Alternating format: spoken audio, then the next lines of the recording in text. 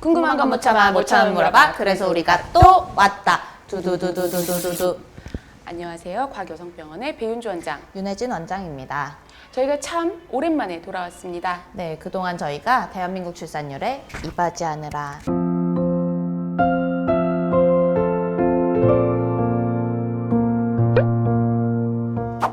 자, 저희가 오늘은 임신부터 분만까지 저희 과학여성병원에 방문했을 때 언제 방문하고 또 어떤 검사를 시행하는지 그 총망라한 과정에 대해서 설명을 드리도록 하겠습니다. 네.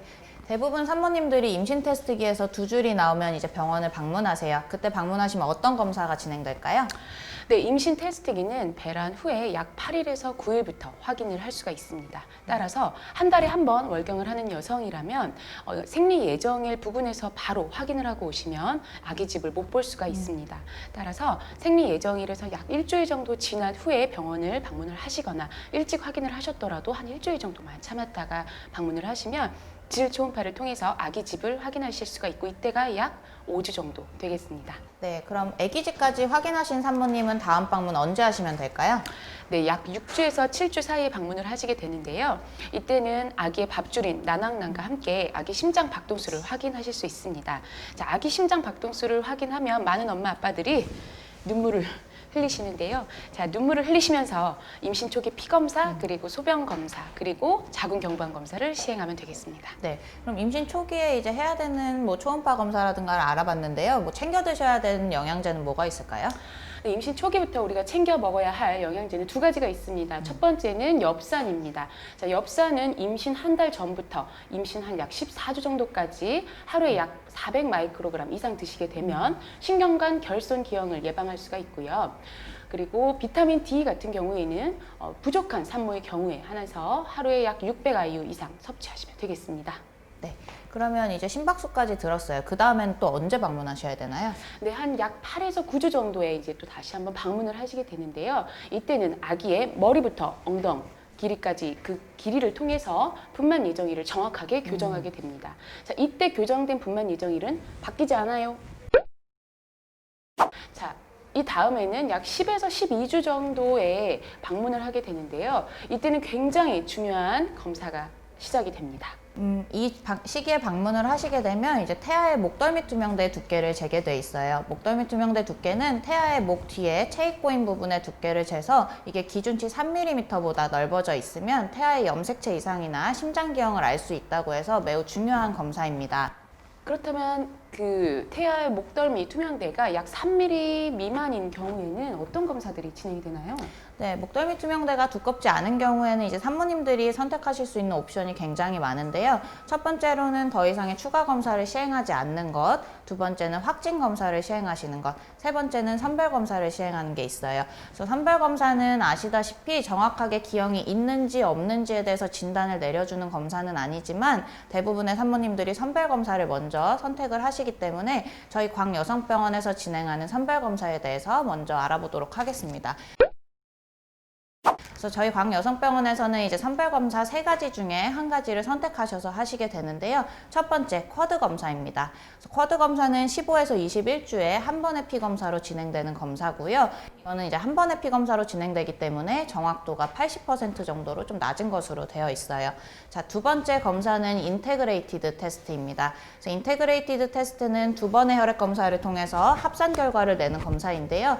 1차 혈액 검사는 11에서 14주에, 2차 혈액 검사는 15에서 21주에 시행을 하게 됩니다. 쿼드 검사와 인테그레이티드 테스트 검사 모두 3가지에 대해서 검사를 하는 검사로서 다운 증후군, 에드워드 증후군, 신경관결손 기형을 알아보는 검사이고요.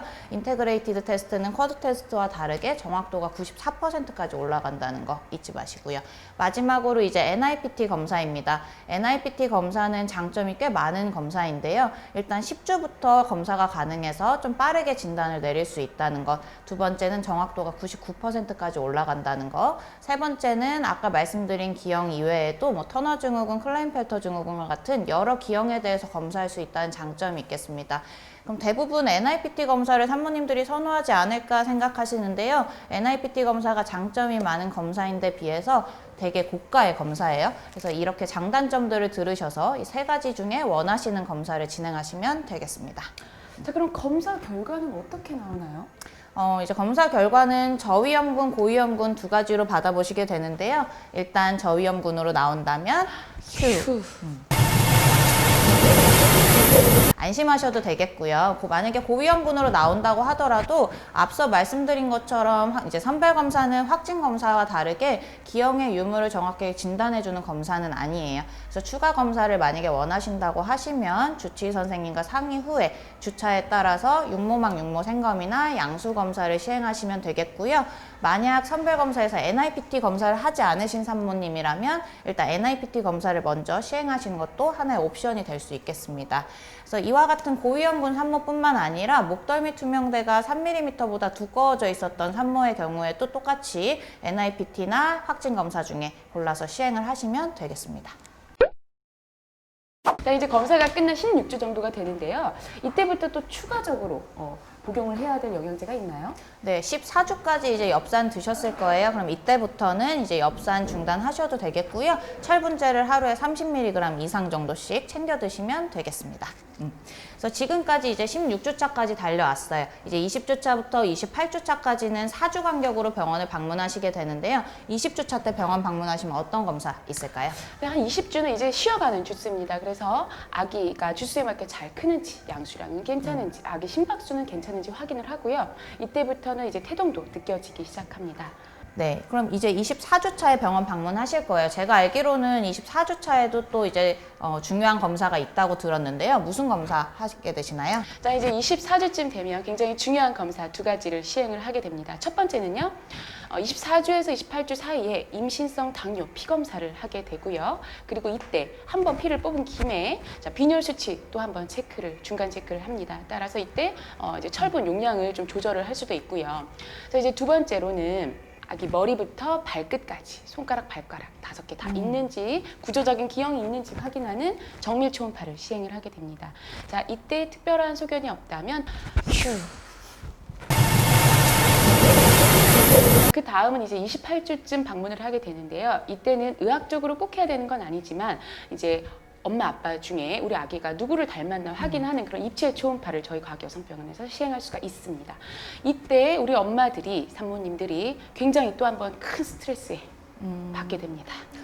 아기 얼굴을 보는데 왜 스트레스를 받죠? 네, 그럼 바로 우리 아기 얼굴을 닮은 남편? 여보, 그게 무슨 말이야? 자, 이제 36주차까지는 2주 간격으로 병원을 방문하시게 되시는데요. 매 방문 시마다 이제 산모님의 혈압이라던가 체중을 재서 산모님의 건강 상태를 평가를 하고요. 아기의 상태에 대해서는 초음파로 아까 말씀드린 것처럼 주수에 맞게 크고 있는지, 양수량은 괜찮은지, 그다음 심박수는 괜찮은지를 평가하게 됩니다. 이 외에 이제 중요한 검사들이 있겠는데요. 마지막에 이제 피 검사 한 번을 더 진행을 해서 산모님의 상태를 체크를 하고요. 필요시에 따라서는 태동 검사가 시행되는 경우도 있겠습니다. 그리고 앞서 이제 1편에서도 말씀드렸던 27주에서 36주 사이에 100일의 예방주사 잊지 마시고요. 만약 자연분만을 예정하시는 산모님께서는 35주에서 37주 사이에 GBS 균 검사라는 게 있으니까 그것도 주치의 선생님과 상의 후에 하시면 되겠습니다. 자, 36주부터는 이제 1주 간격으로 오시게 되시죠. 그럼 이때는 어떻게 진행될까요? 이제 36주부터는 이제 막달까지 1주 간격으로 매주 간격 방문을 하면서 주치의 선생님과 이제 상의를 하게 됩니다. 그래서 매번 오실 때마다 역시 혈압, 우리 산모님들의 상태를 확인을 하고, 그리고 역시 중요한 우리 아기 상태도 확인을 하고요. 제일 중요한 내진을 통해서 골반 상태를 평가해서 이제 순산을 하시면 되겠습니다. 네, 지금 이 순간에도 저희는 대한민국 출산율을 높이러 가보도록 하겠습니다.